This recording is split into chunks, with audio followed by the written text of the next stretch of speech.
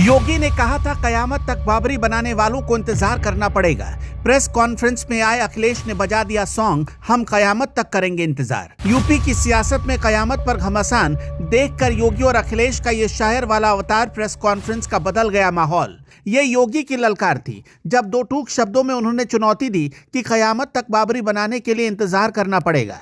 योगी का यह बयान एक ऐसी लकीर थी जिसे पार करना विपक्ष के लिए आसान नहीं था। योगी आदित्यनाथ की आवाज में वो चिरपरिचित कठोरता थी जो उनके हिंदुत्व के एजेंडे और अयोध्या के संकल्प को दोहरा रही थी। उन्होंने स्पष्ट कर दिया कि रामलला के विराजमान होने के बाद अब पीछे मुड़ने का कोई रास्ता नहीं बचा है। योगी के इस बयान ने सोशल मीडिया से लेकर सड़क तक एक बड़ी बहस छेड़ दी थी। भाजपा समर्थकों के लिए यह हुंकार थी तो विरोधियों के लिए एक सीधा हमला था। लेकिन राजनीति में पलटवार का अपना एक अलग ही मजा होता है और अखिलेश यादव इसमें माहिर माने जाते हैं। योगी के इस बयान के ठीक अगले दिन अखिलेश यादव को बजट पर एक महत्वपूर्ण प्रेस कॉन्फ्रेंस करनी थी। लखनऊ के पार्टी दफ्तर में पत्रकारों का जमावड़ा लगा हुआ था और हर कोई यह जानना चाहता था कि अखिलेश योगी के कयामत वाले बयान पर क्या बोलेंगे। अखिलेश यादव जब कैमरे के सामने आए तो उनके चेहरे पर कोई तनाव नहीं था, बल्कि एक रहस्यमयी मुस्कान थी। उन्होंने माइक अभी संभाला ही था और बिना किसी भूमिका के एक पुराने फिल्म का गाना उनके बैकग्राउंड में चलने लगा। अखिलेश यादव के होठों पर बोल थे कि हम इंतजार करेंगे तेरा कयामत तक। इस एक लाइन ने पूरी प्रेस कॉन्फ्रेंस का माहौल बदल दिया और वहां मौजूद पत्रकारों के चेहरे पर हंसी आ गई। अखिलेश यादव का यह अंदाज योगी आदित्यनाथ के भारी भरकम बयान पर एक बहुत बड़ा तंज था। उन्होंने बिना गुस्सा किए और बिना कड़े शब्दों का इस्तेमाल किए योगी के कयामत वाले बयान की हवा निकाल दी। अखिलेश यादव ने यह संदेश देने की कोशिश की कि वो सत्ता पक्ष की धमकियों या दावों को गंभीरता से लेने के बजाय उन पर चुटकी लेना ज्यादा पसंद करते हैं। यह अखिलेश यादव की तरफ से की गई अब तक की सबसे बड़ी और असरदार ट्रोलिंग मानी गई। अखिलेश यादव ने गाने के जरिए यह बताने की कोशिश की कि मुख्यमंत्री जी सिर्फ कयामत की बातें करना जानते हैं। उन्होंने तंज कसते हुए यह भी दर्शाया कि भाजपा के पास भावनाओं के अलावा बजट में देने के लिए कुछ खास नहीं है।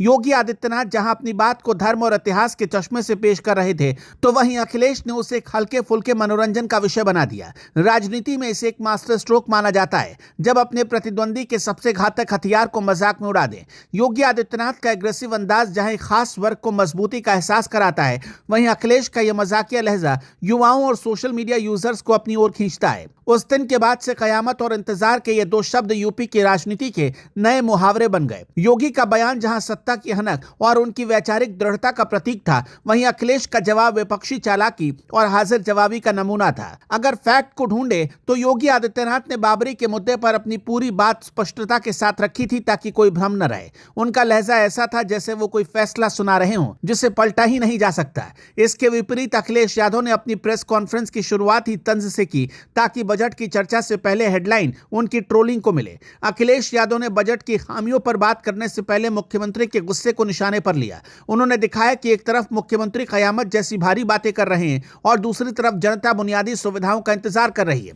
यह पूरा घटनाक्रम इस बात का गवाह है कि यूपी की सियासत अब सिर्फ नीतियों पर नहीं बल्कि व्यक्तिगत कटाक्ष और बौद्धिक द्वंद्व पर टिकी है। योगी का प्रहार जितना तीखा था, अखिलेश का प्रतिकार उतना ही सुरीला और चुभने वाला। इस एक घटना ने साबित कर दिया कि अखिलेश यादव अब सीधे टकराव के बजाय व्यंग के जरिए योगी आदित्यनाथ को घेरने की रणनीति पर काम कर रहे हैं।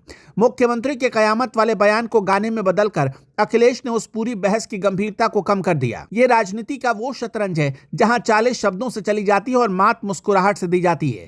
खैर, योगी और अखिलेश के बीच की यह राजनीतिक जंग आपको कैसी लगी? आपके हिसाब से 2027 में कौन मुख्यमंत्री बनने का प्रबल दावेदार है? हमें कमेंट में जरूर बताइएगा।